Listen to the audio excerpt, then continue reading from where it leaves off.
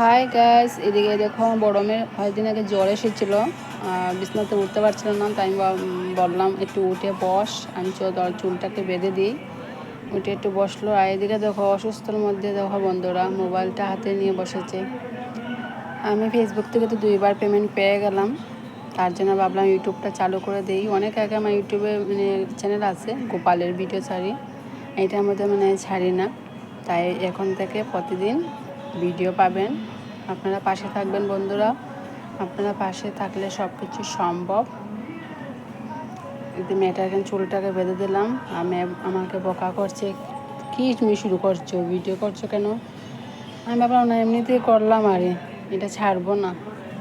আর এখন মেয়ের চুল বাঁধা হয়ে গেছে, ওর জন্য এখন টিফিন রান্না করব। দেখি জ্বর ভাব তো কিছু খেতে চায় না, রুটি করব, সয়াবিনের তরকারি আছে।